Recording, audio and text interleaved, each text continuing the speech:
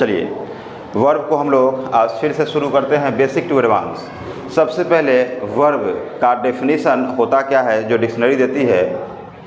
Verb is an action word. तो verb सिर्फ action को ही नहीं शो करता है, वो उसके साथ साथ पोजीशन और स्टेट को भी शो करता है। यानी वर्ब ये कितनी बातों को शो करता है, तो ये 3 बातों को शो करता है। फर्स्ट नंबर एक्शन, और सेकेंड नंबर ये स्टेट को भी शो करता है, और थर्ड नंबर हम बात करें तो पोजीशन। यानी वर्ब जो है 3 बातों को शो करता है, वे एक्शन, स्टेट और पोजीशन। ये वर्ब का डेफिनेशन है। और वर्ब का सबसे पहले हम लोग जान लेते हैं कि इम्पोर्टेंस क्या है इंग्लिश में। तो वर्ब का इम्पोर्टेंस अंग्रेजी में अगर बात करें, पूरी अंग्रेजी का इम्पोर्टेंस अगर 100% है, तो उसमें से वर्ब का इम्पोर्टेंस 99% है। याद रखेंगे, बड़ा अजीब लगेगा कि सारे अंग्रेजी में सारा खेल वर्ब का ही है, इसके अलावा कुछ नहीं है। वर्ब नहीं है तो अंग्रेजी नहीं है, या किसी भी लैंग्वेज ही नहीं है। याद रखिए चीज़ को। कोई भी भाषा का निर्माण होता है तो वर्ब से ही होता है। अगर वर्ब नहीं तो अंग्रेजी नहीं, कोई लैंग्वेज ही नहीं। यानी हम लोग कह सकते हैं verb gives any language worth. किसी भी लैंग्वेज को जन्म देता है वर्ब। हम लोग पढ़ते हैं अंग्रेजी में पार्ट ऑफ स्पीच, और पार्ट ऑफ स्पीच कितना होता है? 8 हम लोग पढ़ते हैं। अगर बात करते हैं कि हम सभी पार्ट ऑफ स्पीच को पढ़ लिए एक्सेप्ट वर्ब के अलावा, यानी नाउन भी पढ़ लिए, प्रोनाउन भी पढ़ लिए, एडजेक्टिव भी पढ़ लिए, आगे एटीसी कुछ भी पढ़ लिए और वर्ब को छोड़ दिए, तो पूरा के पूरा पढ़ा हुआ ही बेकार हो गया। कुछ आप एक सेंटेंस नहीं बना सकते हैं, और कुछ नहीं पढ़े और एक वर्ब को ही पढ़ लिए तो आप बहुत कुछ अंग्रेजी में बोल सकते हैं, समझ सकते हैं, सेंटेंस बना सकते हैं आप। इसलिए हमने क्या कहा कि अंग्रेजी में या किसी भी लैंग्वेज में वर्ब का वेटेज 99% होता है, और 1% में ही सभी होते हैं। वर्ब का परसेंटेज 99%। यानी सीधे आप कह सकते हैं कि किसी भी लैंग्वेज का, किसी भी भाषा का जन्मदाता क्या होता है? तो वर्ब होता है। ठीक है ना। एक सेंटेंस अगर हम लिखें सिर्फ और सिर्फ, जैसे दिस अ पेन, क्या इसमें इसका अगर सेंस कहें तो क्या है? ये सेंटेंस है? तो नहीं है, ये सेंटेंस नहीं है। क्यों नहीं है? कि सब तो दिख रहा है, नाउनो दिख रहा है, प्रोनाउन दिख रहा है, आर्टिकल दिख रहा है, बहुत कुछ दिखेगा आपको, पूरा का पूरा सेंटेंस बना दीजिए। लेकिन एक वर्ब के बिना ये सेंटेंस क्या है? अधूरा है। यानी किसी भी सेंटेंस को फॉर्मेट करने के लिए, फ्रेम करने के लिए, बनाने के लिए उसमें वर्ब का होना ज़रूरी है। अगर वर्ब नहीं है तो सेंटेंस नहीं। इसीलिए हमने कहा कि किसी भी लैंग्वेज को पैदा करता है वर्ब। ठीक है ना। आगे हम बहुत सारा सेंटेंस लिख सकते हैं। जैसे आप लिखेंगे ही every day in the ground of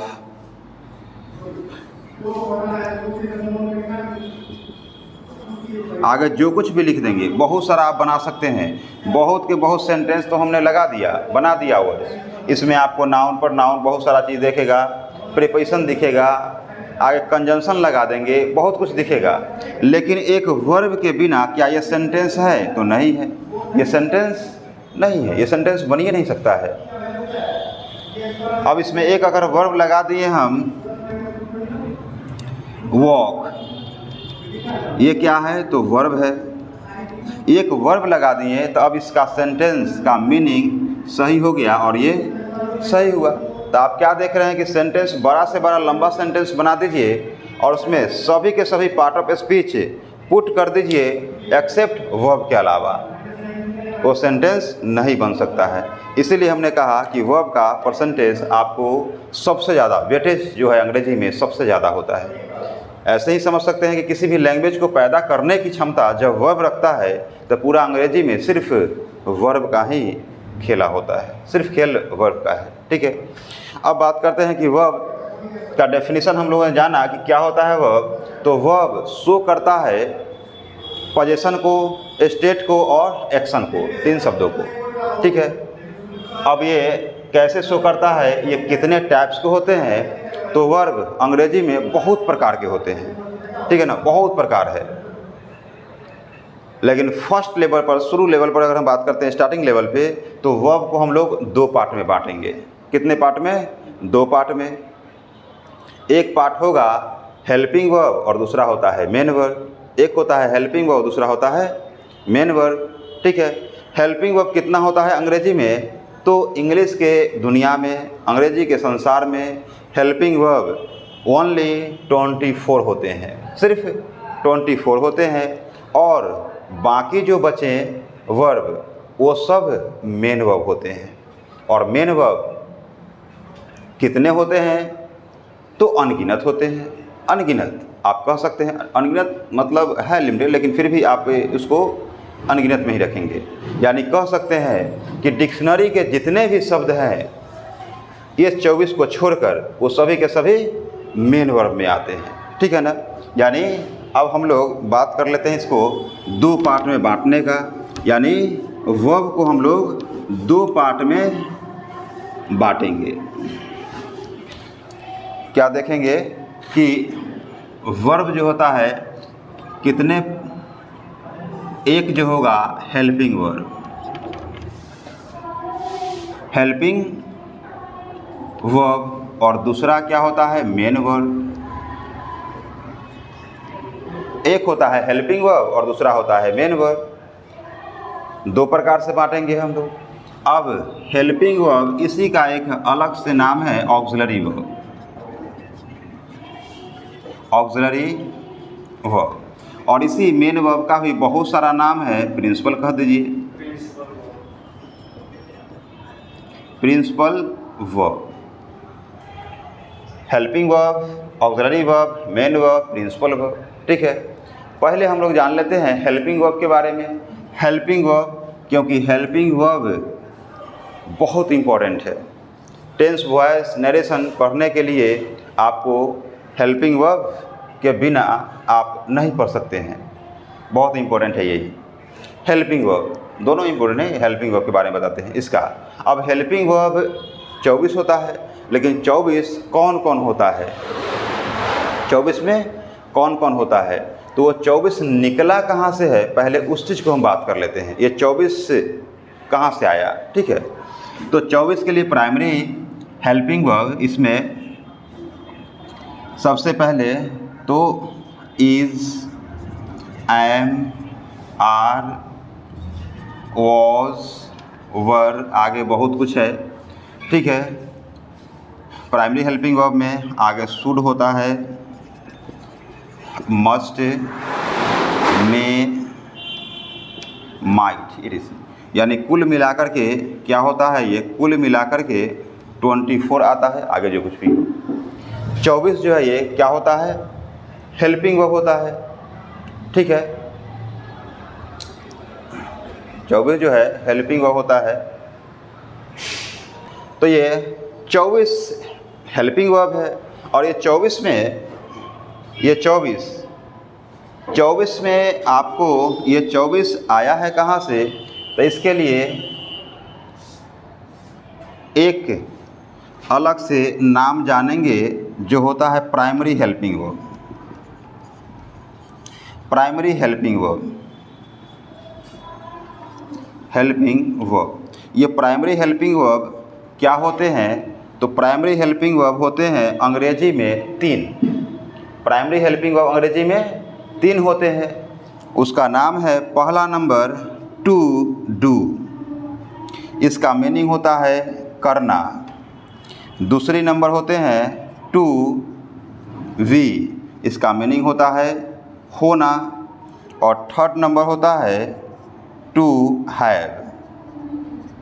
to have, इस हैव का मीनिंग होता है अधिकार रखना, या सीधे आप कह सकते हैं रखना, अधिकार में होना, यानी 3 प्राइमरी हेल्पिंग वर्ब है। ठीक है, 3 जो है प्राइमरी हेल्पिंग वर्ब है और इसी 3 से, इस 3 प्राइमरी हेल्पिंग वर्ब से,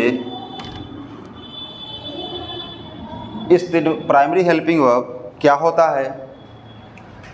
तो प्राइमरी हेल्पिंग वर्ब वह वर्ब होता है जो कभी मेन वर्ब और हेल्पिंग वर्ब दोनों का काम कर लेता है। तो प्राइमरी हेल्पिंग वर्ब जब मेन वर्ब और ऑक्सिलरी वर्ब, हेल्पिंग वर्ब दोनों का काम करता है, तो हेल्पिंग वर्ब का कोई फॉर्म नहीं होते हैं, कोई रूप नहीं होते हैं। ठीक है, कोई रूप नहीं, जैसे 24 बता दिए तो 24 का कोई रूप नहीं होता है। जैसे मेन वर्ब का रूप होता है, जैसे हम कहें इट, तो इट का रूप क्या होगा? फर्स्ट फॉर्म होगा इट, सेकेंड फॉर्म होगा इट, थर्ड फॉर्म होगा इटेन, फोर्थ फॉर्म होगा ईटिंग और फिफ्थ फॉर्म होगा इट्स। इसी प्रकार से अगर हम कहें कि इज का कोई फॉर्म होगा तो नहीं, इज का कोई फॉर्म नहीं होगा, इज का कोई फॉर्म नहीं होगा, वो सिर्फ हेल्पिंग वर्ब का कोई फॉर्म नहीं होता है। लेकिन प्राइमरी हेल्पिंग वर्ब है, इसका फॉर्म होता है। ठीक है, क्योंकि ये मेन वर्ब और हेल्पिंग वर्ब दोनों का काम कर लेता है, दोनों का। तो जब ये मेन वर्ब का काम करता है तो इसका रूप क्या होगा? फर्स्ट नंबर में टू डू की बात करते हैं, टू डू। ठीक है, इसका तो V1 इसका क्या हो जाएगा? डू, और V2 इसका क्या हो जाएगा? डिड, और V3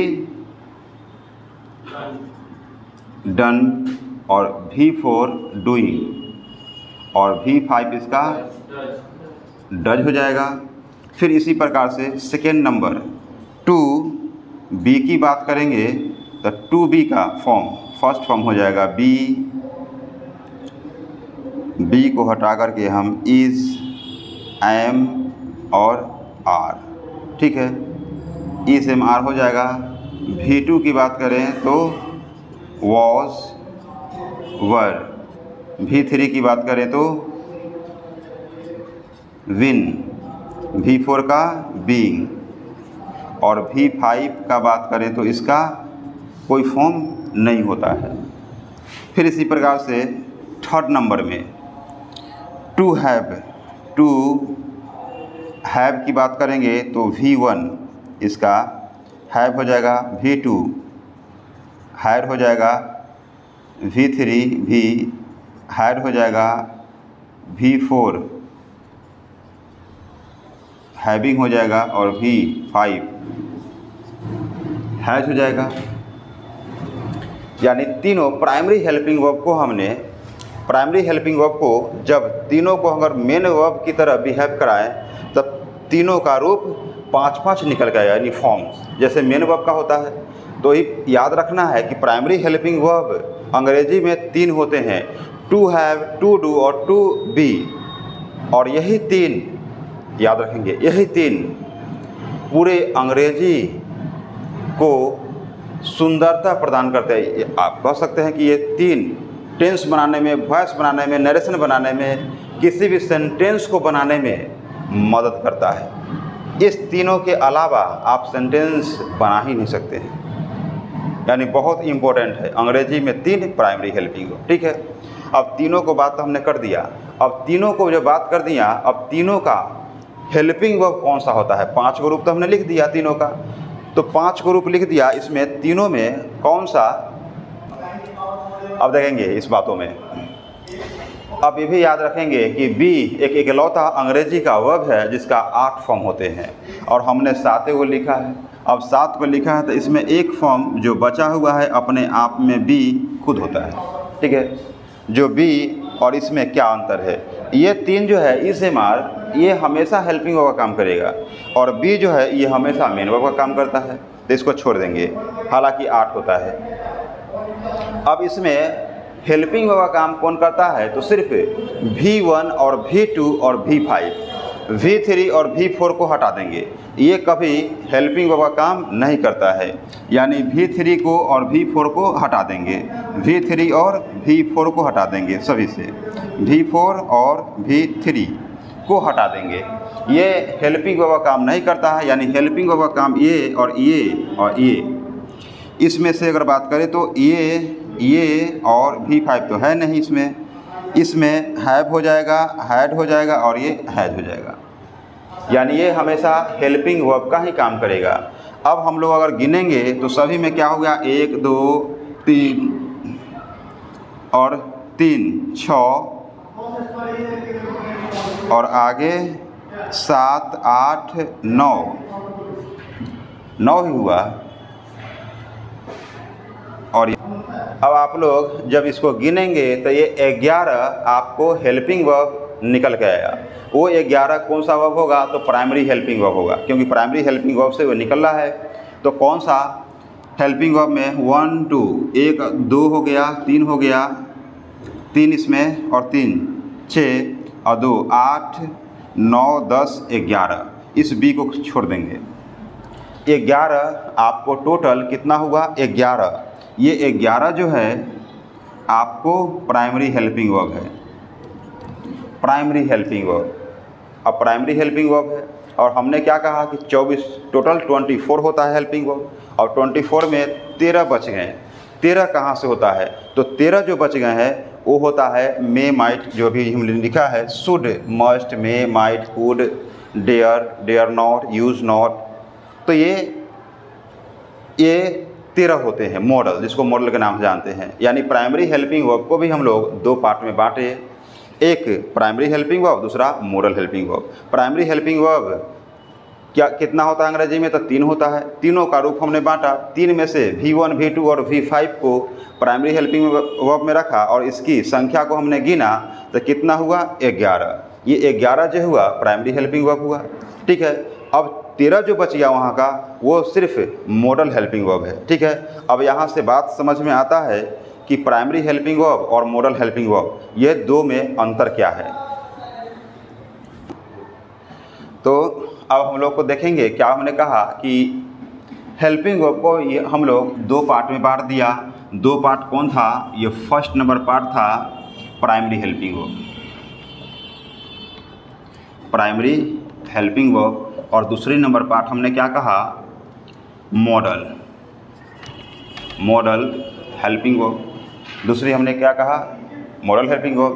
प्राइमरी हेल्पिंग वर्ब को हम लोगों ने 11 नाम दिया, 11 गिना था, और इसमें जो बच गया 13 वो मॉडल हेल्पिंग वर्ब, ठीक है। अब मॉडल हेल्पिंग वर्ब में भी इसका भी पैटर्न है, 2 प्रकार है। एक होता है सिंपल मॉडल और एक होता है मार्जिनल मॉडल। सिंपल मॉडल वो मॉडल होता है जो सिर्फ मॉडल हेल्पिंग वर्ब का ही काम करता है, और एक मार्जिनल मॉडल होता है, उसी को हम सेमी मॉडल के भी नाम से जानते हैं, या और तीसरा नाम उसका है डिटेक्टिव वर्ब, ठीक है। तो 3 तरह से बहुत सारे नाम हैं इनका। तो वो मार्जिनल मॉडल जो है वो कभी हेल्पिंग वर्ब का काम करता है, कभी मेन वर्ब का काम करता है, ठीक है। और उसकी संख्या कितना होता है, तो 3, dare not use not, dare use और नीड, ये 3 जो होते हैं ये मार्जिनल मॉडल होते हैं। चलिए खैर इसकी बात छोड़ देंगे। अब हम लोग ये तो जान गए हेल्पिंग वर्ब कहाँ से आया, 24 होगा, 24 का पैटर्न। अब हम लोग आ जाते हैं मेन वर्ब पे। मेन वर्ब क्या होता है, तो मेन वर्ब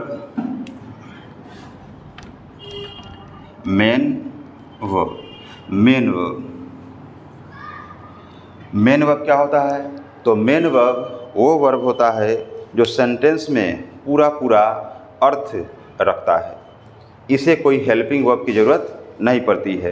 हेल्पिंग वर्ब किसी सेंटेंस में है तो उसे मेन वर्ब की ज़रूरत पड़ता है, लेकिन किसी सेंटेंस में जब मेन वर्ब हो तो हेल्पिंग वर्ब की ज़रूरत नहीं पड़ती है, ठीक है। मेन वर्ब को भी हम लोग कितने पार्ट में बांट देते हैं, तो 2 पार्ट, ठीक है। सबसे पहले हम लोग मेन वर्ब को 2 पार्ट में बांट देते हैं।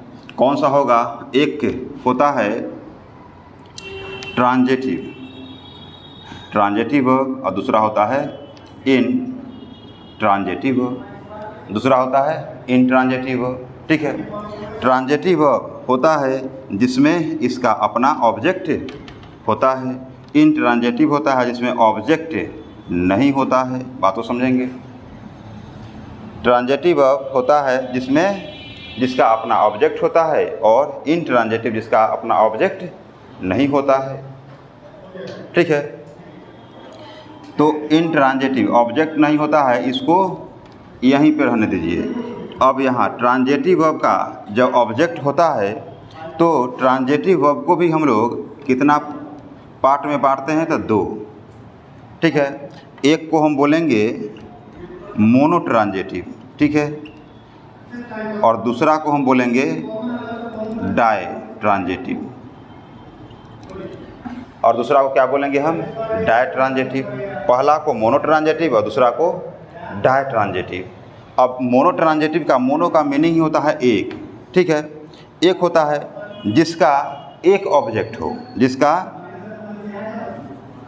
वन ऑब्जेक्ट हो वो मोनो कहलाएगा, और जिसका डबल ऑब्जेक्ट हो, डबल ऑब्जेक्ट हो उसको हम डाई ट्रांजिटिव बोलते हैं। यानी मेन वर्ब के पास 2 ऑब्जेक्ट होता है, जिसका एक ऑब्जेक्ट होगा मोनोट्रांजिटिव, जिसका 2 ऑब्जेक्ट होगा उसको डाई ट्रांजिटिव बोलेंगे, ठीक है ना। इतनी बात तो समझ में आ गया है।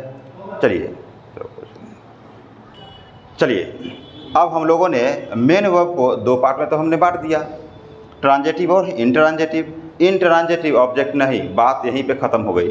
फिर ट्रांजिटिव वर्ब है तो इसका 2 पार्ट में बांट दिए, मोनोट्रांजिटिव और डाई ट्रांजिटिव। यानी जिसका एक ऑब्जेक्ट होगा मोनो और जिसका डबल ऑब्जेक्ट होगा डाई ट्रांजिटिव। हमने स्टार्टिंग में एक शब्द बोला था कि मेन वर्ब का बहुत सारे पैटर्न हैं, बहुत सारे पैटर्न हैं। तो एक तो मेन वर्ब को इस दायरे में रख दिया। अब दूसरा पैटर्न इसका क्या कहता है कि मेन वर्ब को फिर हम लोग 2 पार्ट में बांटेंगे अभी, जिसका फर्स्ट पार्ट होगा फाइनाइट वर्ब और दूसरा नॉन फाइनाइट वर्ब। बहुत लोगों को फाइनाइट या इनफाइनाइट कर देता, तो ऐसा ना बोलें, ठीक है। फाइनाइट वर्ब और दूसरा नॉन फाइनाइट वर्ब। और नॉन फाइनाइट वर्ब को ही बहुत लोगों ने एडवांस वर्ब के नाम से भी रख दिया है। हालांकि एडवांस ये कुछ होता नहीं है,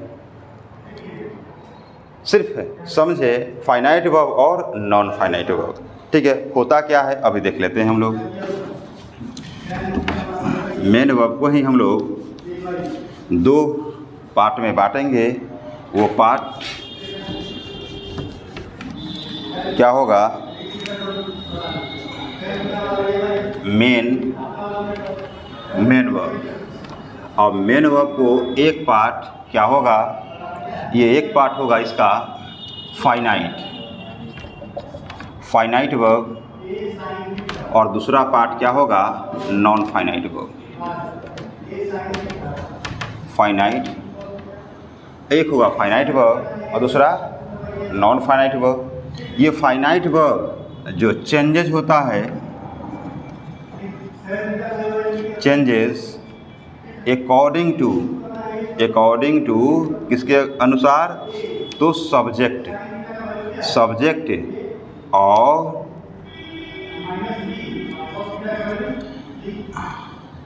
नंबर ऑफ, सब्जेक्ट के अकॉर्डिंग और टेंस कह दीजिए, टेंस। यानी जो वर्ब सब्जेक्ट या टेंस के अकॉर्डिंग चेंज होता है उसी को हम क्या बोलेंगे, फाइनाइट वर्ब, ठीक है। और दूसरा नॉन फाइनाइट वर्ब यानी no changes,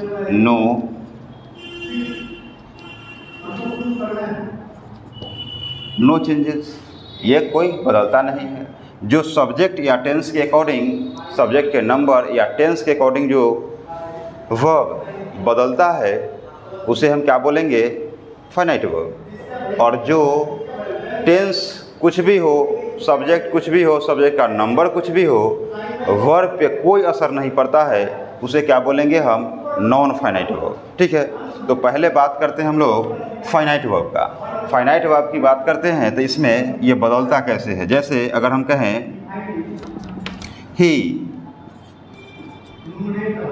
he was a boy, चलिए ठीक है। अब ये वर्ब फाइनाइट है या नॉन फाइनाइट है, इसकी ये कैसे होगा, तो जब यहाँ पे सब्जेक्ट ही है सिंगुलर तो यहाँ पे वॉज हो गया। अगर सब्जेक्ट अगर यहाँ पे हम दे करें तो यहाँ पे वॉज ना हो के क्या हो जाएगा, यहाँ पे वर हो जाएगा, वर। अब यहाँ पे वर हो गया, यानी सब्जेक्ट के अकॉर्डिंग वर्ब चेंज हो रहा है, तो इस वर्ब का नाम हम क्या बोलेंगे, हम फाइनाइट वर्ब। क्या बोल देंगे हम, फाइनाइट वर्ब, क्योंकि जब ये सब्जेक्ट के अकॉर्डिंग वर्ब बदल रहा है तो ये फाइनाइट वर्ब है। ठीक है, कभी कभी फाइनाइट वर्ब सब्जेक्ट के नज़दीक न होकर के सब्जेक्ट के बाद भी होता है। जैसे एग्जाम्पल में देखेंगे, एग्जाम्पल में जैसे he runs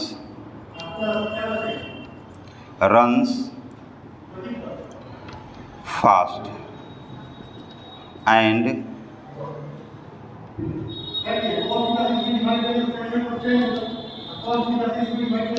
takes exercise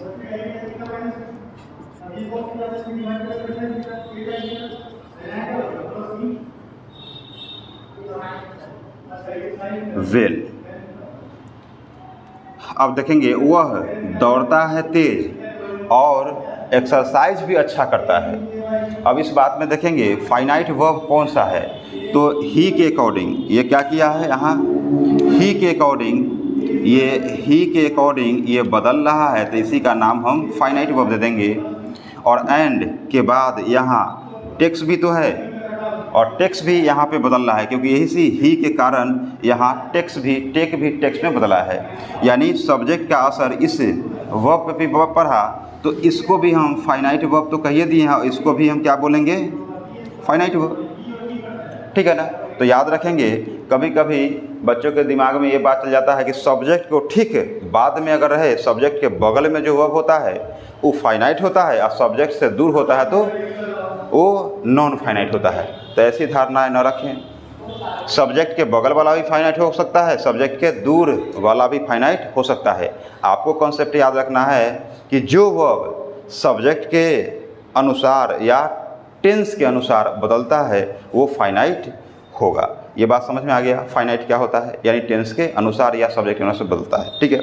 non finite की बात किए हैं हम लोग कि नॉन फाइनाइट वर्ब वो होता है कि टेंस या सब्जेक्ट का असर उस पर नहीं पड़ता है, उस बात को, उसका भी एग्जाम्पल एक अभी देख लेंगे। नॉन फाइनाइट के वर्ब का देखेंगे अभी। जैसे एग्जाम्पल, जैसे I want to go there, जो भी है आगे। अब देखेंगे ये आई के अकॉर्डिंग, यहाँ पे आई के अकॉर्डिंग हम लोग V1 का प्रयोग कर दिए। अगर यहाँ पे ही होता तो यहाँ वांट्स रहता, यानी बदलने वाली वर्ब है, तो क्या नाम देंगे इसको, हम फाइनाइट वर्ब दे देंगे। ठीक है। और इसी में आपको एक नज़र और पड़ता होगा गो पे, टू गो पे। क्या ये भी तो एक वर्ब ही है, लेकिन क्या ये आप ही लगाइए, सी लगाइए, दे लगाइए, कुछ भी लगाइए, क्या इस पर कोई असर पड़ रहा है? कोई असर नहीं पड़ रहा है, असरहीन है, ये असरहीन है। जब असरहीन है तो इसको हम क्या नाम देंगे, इसी को हम नॉन फाइनाइट वर्ब, क्या दे देंगे नाम, नॉन फाइनाइट वर्ब। इसी का हम नाम नॉन फाइनाइट वर्ब के नाम से जानेंगे। ठीक है ना। अब इस तरह से बहुत सारे वर्ब आएंगे, जैसे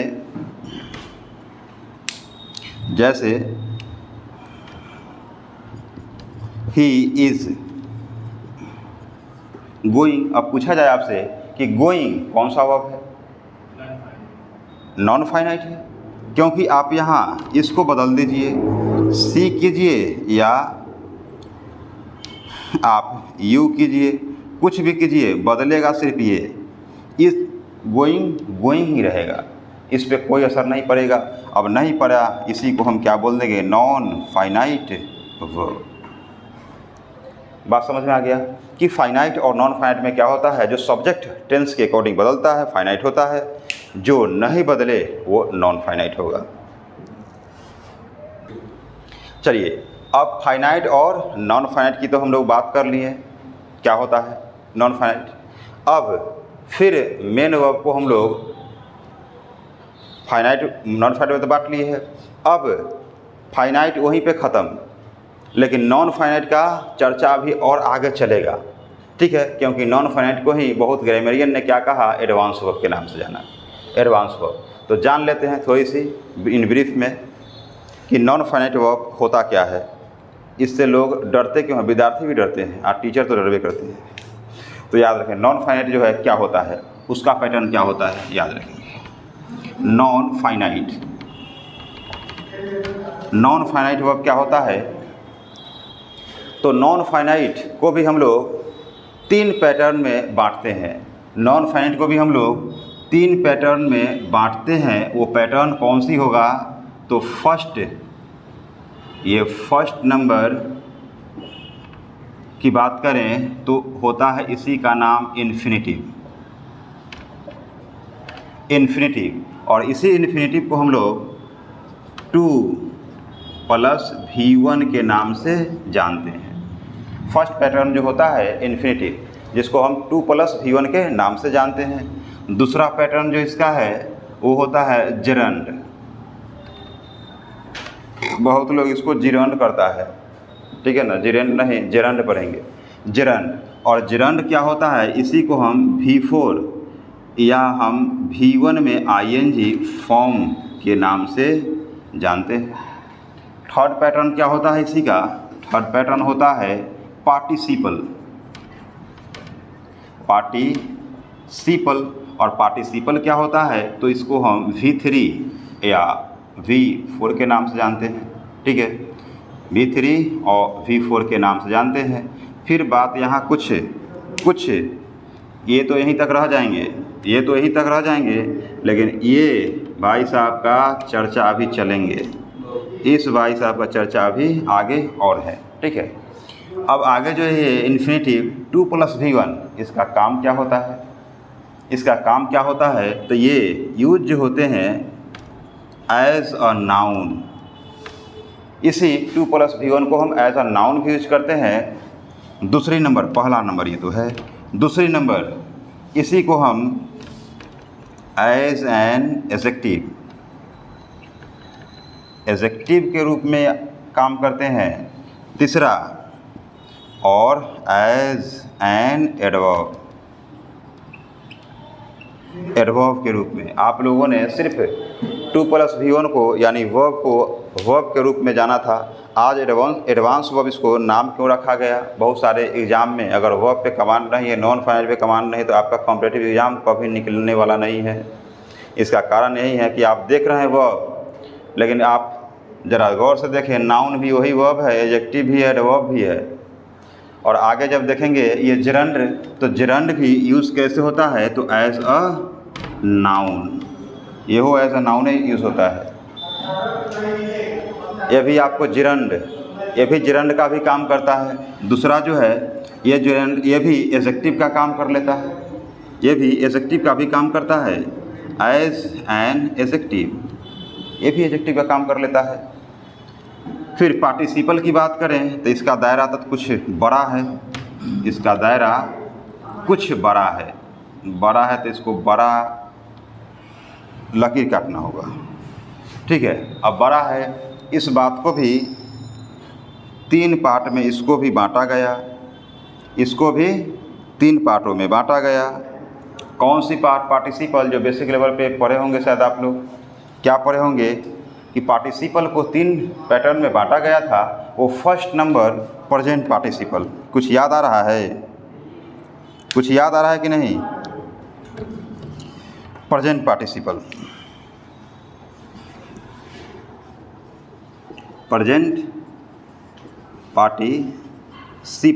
ठीक है।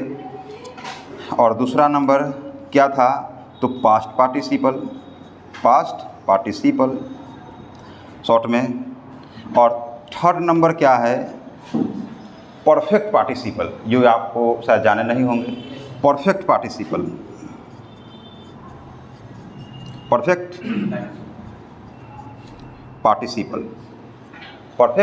पार्टिसिपल, ठीक है। तो प्रेजेंट पार्टिसिपल क्या होता है, तो प्रेजेंट पार्टिसिपल को ही हम लोग V4 या तो हम V1 + ING के नाम से जानते हैं। बात यहाँ तक समझ में आया होगा। और पास्ट पार्टिसिपल ये सिर्फ V3 ही होते हैं, जिसको हम पास्ट पार्टिसिपल कहेंगे। आगे बात बच गया परफेक्ट पार्टिसिपल। ये क्या होता है? तो परफेक्ट पार्टिसिपल क्या होते हैं इसको यहीं पे बता दे रहे हैं। परफेक्ट पार्टिसिपल, ये परफेक्ट पार्टिसिपल फर्स्ट नंबर हम बात करें एक्टिव वॉइस का, याद रखेंगे थोड़ा। ये फर्स्ट नंबर एक्टिव वॉइस में बात करें तो इसका एक स्ट्रक्चर देख करके कहीं भी आप पकड़ सकते हैं। इसका होता है स्ट्रक्चर हैविंग, हैविंग प्लस ये या कम करते हैं, इसी को हम ऊपर लिखते हैं तो आप लोगों को समझ में आ जाएगा। चलिए हम लोग परफेक्ट पार्टिसिपल की बात किया था। परफेक्ट पार्टिसिपल की बात किया था।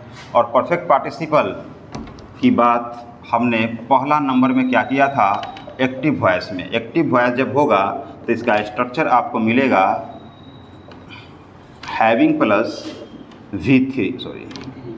V3 और प्लस में आगे कुछ भी हो, ठीक है। जब पैसिव वॉइस की बात करेंगे तो इसी में आपको मिल जाएगा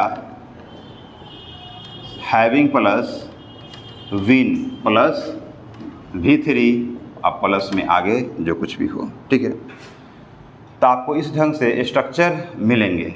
हाँ, इसी का स्ट्रक्चर और देके आप बना सकते हैं पैसिव वॉइस में ही। इसका स्ट्रक्चर ये दोनों को अगर हम हटा दें तो इसके लिए बड़ा सुंदर सा शब्द आ जाता है विंग प्लस V3 आगे जो कुछ भी हो। इस बात को भी ध्यान रखें। यानी